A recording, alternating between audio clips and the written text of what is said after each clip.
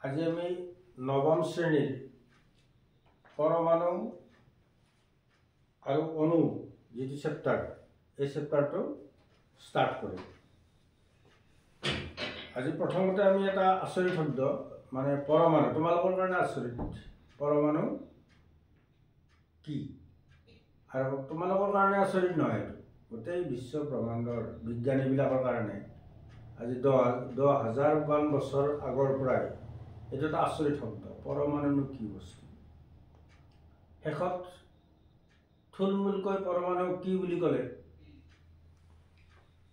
It is a মিলি micro' পাৰ্টিকুল। তাৰমানে এইটো এটা কি অতি ক্ষুদ্ৰতম কণা। ইয়াক পদাৰ্থৰ অতি ক্ষুদ্ৰতম কণা বুলি অভিহিত কৰিলে বিজ্ঞানীবিলাকে পৰমাণু। তোমালোকে তেনেকৈ পাইছা? যদি পৃথিৱীৰ ক্ষুদ্ৰতম কণা হয়, এটা বেজীৰ আগত, বেজী এটাৰ যিটো আগ, সেই আগত কিমান বিলিয়ন হাইড্ৰজেনৰ পৰমাণু ধৰিব, মানে ফুটবল ফিল্ড যেন হ'ব বেজীৰ আগটো।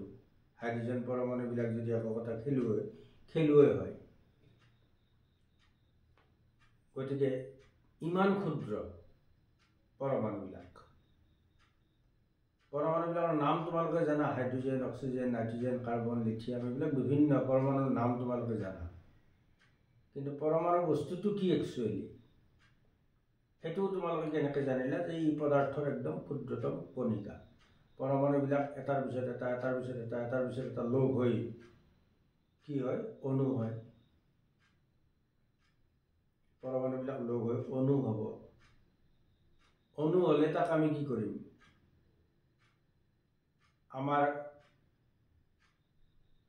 জেনেৰেল লাইফত সেই অণুবিলাকে আমাক কি দিব? কাম দিব। আমি একদম ঘৰটো বন্ধাৰ পৰা, ভাত ৰন্ধাৰ পৰা, ভাত হজম হোৱাৰ পৰা, ভাতত থকা অণুৰ পৰা আমি কাম পাইছোঁ, দালিত থকা অণুৰ পৰাও আমি কাম পাইছোঁ।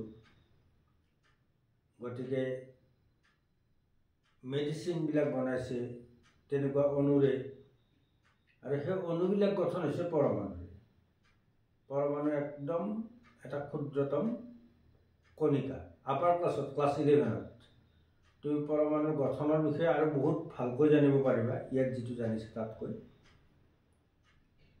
ইয়াত তুমি জানিছা পৰমাণুবিলাক এটা কেন্দ্ৰ আছে, তাৰ চাৰিওফালে কিছুমান কক্ষপথ আছে, কক্ষপথবিলাকত ইলেক্ট্ৰন ঘূৰি আছে। বৰবাৰীৰ নিয়ম মতে তুমি জানিছা কিমানটা ইলেক্ট্ৰন কোনটো কক্ষপথত থাকিব, এইবিলাক তুমি জানিছা। 11ত যাই তুমি একদম ডিটেইলছ পৰমাণু সম্পৰ্কে জানিবা। এতিয়া পৰমাণুৰ বিষয়ে আৰু মই বেছি বহলাই ইয়াত কৈ নাথাকোঁ। এইটো 10,000 বছৰ আগৰ পৰাই চৰ্চা হৈ আহিছে।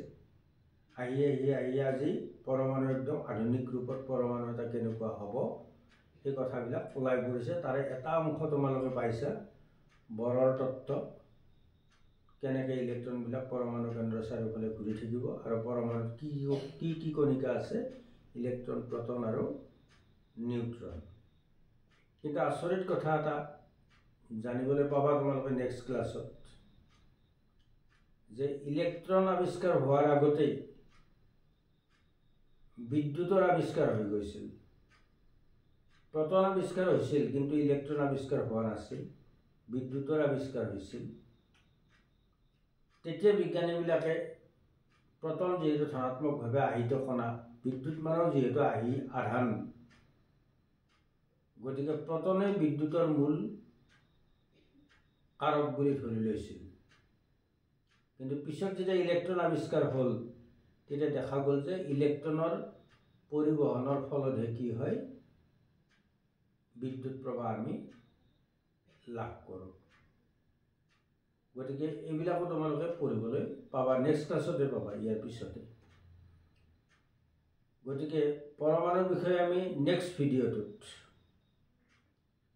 আমি তোমালোকৰ কোৰ্চত থকা কথাবিলাক নেক্সট ভিডিঅ'টোতে ষ্টাৰ্ট কৰিম। মই চিৰিয়েলি ভিডিঅ'বিলাক দি যাম, তোমালোকে চাবা। যে নেক্সট ভিডিঅ'টোত আমি পৰমাণুৰ মানে তোমালোকৰ কোৰ্চত লগা যিখিনি বিষয় সেই বিষয়খিনি আমি আলোচনা কৰি যাম।